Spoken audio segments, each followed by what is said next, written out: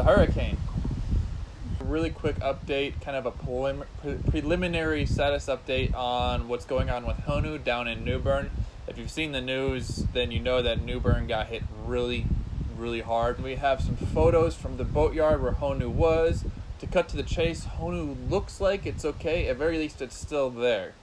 And that's more than a lot of people can say, because in that boatyard there are a lot of boats that are missing, unfortunately. So it's kind of a really not great situation for a fair amount of folks, both with regard to boats and like houses and stuff that got flooded, if you've seen the news.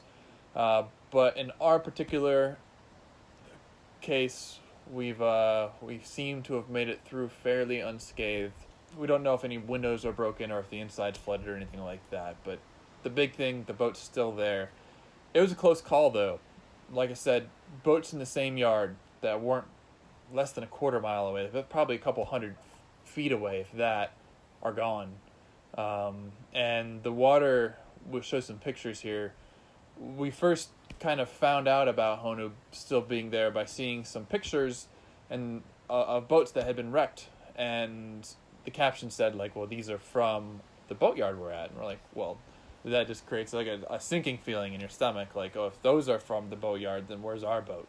And we're both like, where's our boat? That was a moment where we both felt sick, and I can only imagine what it felt like for the people whose boat those were. We were shocked to see the pictures of all the lost boats.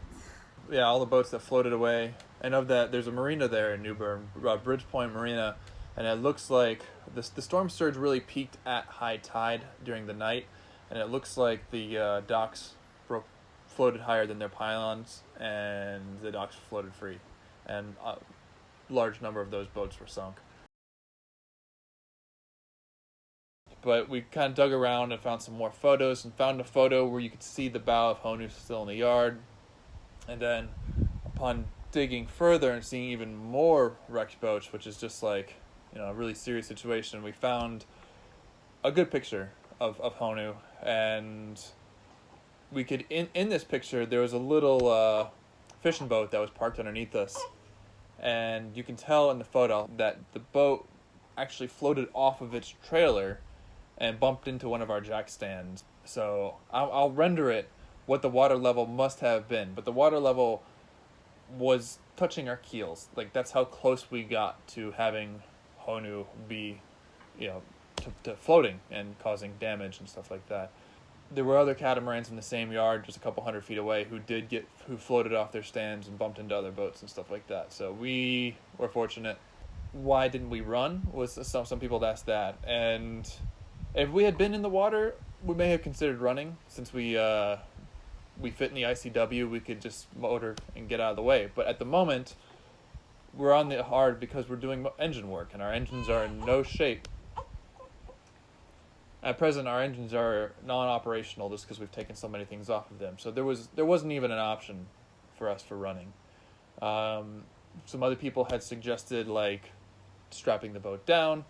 That may have been a good idea. In our particular case, it's always a debate. If you strap it down, then you won't float away, but then you could also sink or cause damage to the boat from the straps. There's really no one answer that is the best answer, but for us, the prep work we did, we seem to have gotten through fairly unscathed. We'll be going back down to check on things as soon as there's power and as soon as enough people have been able to go back home to where there's hotels and stuff for us to be able to stay in again, just to check the boat out. And we still have a lot more work to do. That little boat that was underneath us looks like it was rubbing on us some, so there may be a little bit of damage to our hull or bottom paint, and that jack stand was knocked out. So it's really minor compared to some of these pictures that are floating around. Obviously, we're fine. This is the extent of the hurricane that you're seeing for us. It might get a little bit windier and rainier tomorrow, but nothing dramatic. Yeah, we put our boat up north to avoid hurricanes, and then we get hit the worst. The first significant hurricane for the East Coast this season hits the town that we're in the worst. At least so far. The storm's still ongoing. It looks like Wilmington and the Myrtle Beach area might get a good bit of flooding. But at the moment, with regard to storm surge, I think New Bern's got the worst of it. So we'll see what that does for our future plans. I mean, if there's any damage, of course, we're going to have to fix it. But on top of that, the yard is going to be very, very busy for a while, and it's yet to be seen if we'll even be able to get out of where we are river-wise. We're up the Neuse River. If there's a bunch of moved sand, shoaled sand, we're 40 miles inland, so we could be stuck in this area for a while after we're done with what we're doing, just because of shoaling and move sands and stuff like that. So we'll keep you updated. It's an ongoing situation, but so far so good. And for those of you who haven't been so lucky, I mean, we kind of can imagine what that feels like, because we thought we were there for a little bit.